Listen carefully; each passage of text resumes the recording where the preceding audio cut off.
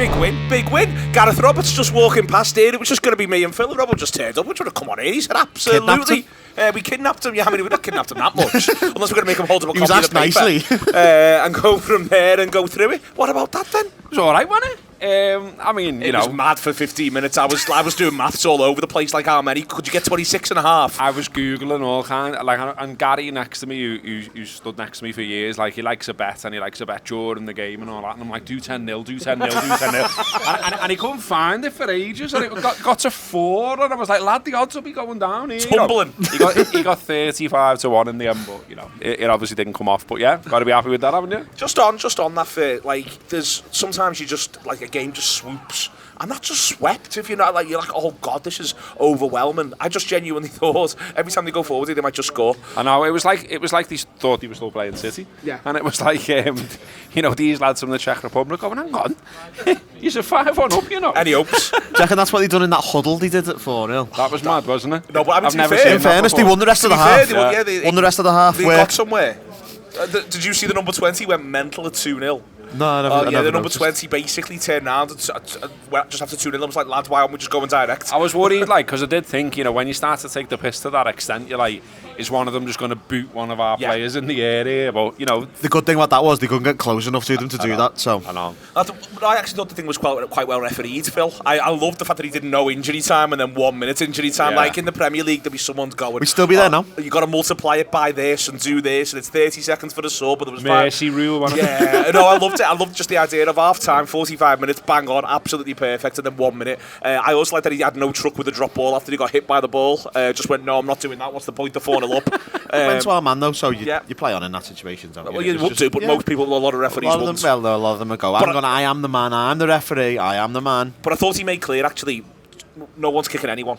Second half. I think he did a good job, even though Klopp got very annoyed by it. I've never seen anyone get as angry for anything when the team is winning 10-2 on aggregate. Like, it's the most unnecessary yellow card I've ever seen. In fairness, from where I was, it looked like a fantastic tackle. My mate watching on telly and tells me that he saw it and he was like, that might be a red card, so maybe I'm wrong here and maybe Klopp's wrong as well.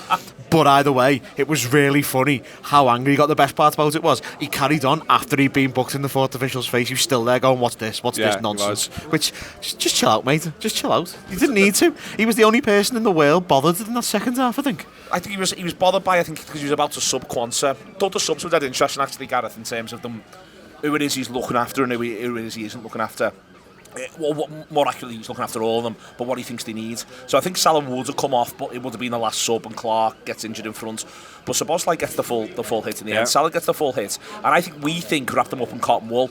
But I think that they think, the manager thinks, and maybe even the sports scientists think, you know what, there's a lot to be said for actually learning how to run rounds again for 90 minutes. Yeah, and he sort of talked about that, didn't he, before, and saying that players need rhythm, and I know everyone wants to see like the cleaner in goal and all that, but I think I've got to keep some rhythm, and look, we know that going there on Sunday, whatever we think of them, and I think the shit,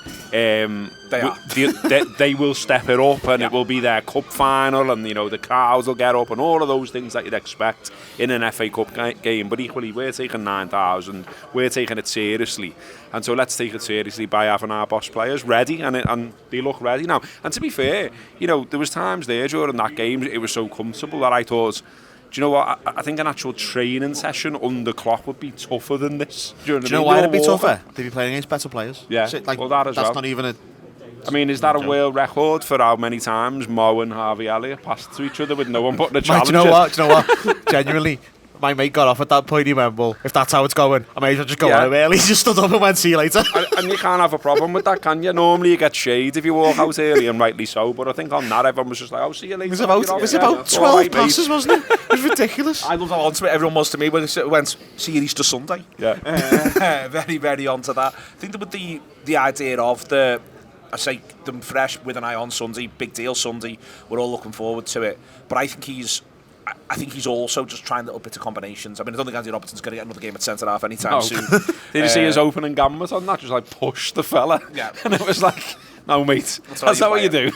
But I think he's looking at little combos as well, letting people like back to the idea that Elliott and Salah get to be on the pitch at the same time. So Boz like close to Salah, a little bit of that as well. Different options up front. Gakpo gets to do a little bit of it. Nunez gets to do a little bit of it.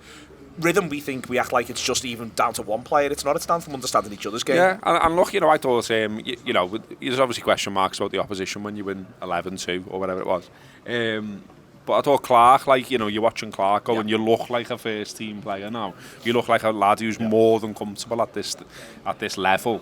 And that's the thing now, saying myself on our podcast. That, What's it called, Gareth? The Lake Challenge. There we are. But I was saying, it feels like we've all of a sudden ended up with a bigger squad now, do you know what I mean? Because all of a sudden there's lads now where you're like, we can lean on him, we can bring him on. Giving the opportunity to people that wouldn't have otherwise had if he'd been in Champions League. And that probably doesn't even go as deep as kids. It includes Gomez. Joe Gomez has got where he is this season because of the Europa League. I know. Really. Even Southgate's noticed. I was staggered. YouTube, press the button, become a member of the Anfield Wrap from the heart of the city of Liverpool. The best way to enjoy all your Liverpool-based videos, everything you need, every single day. It is the Anfield Wrap.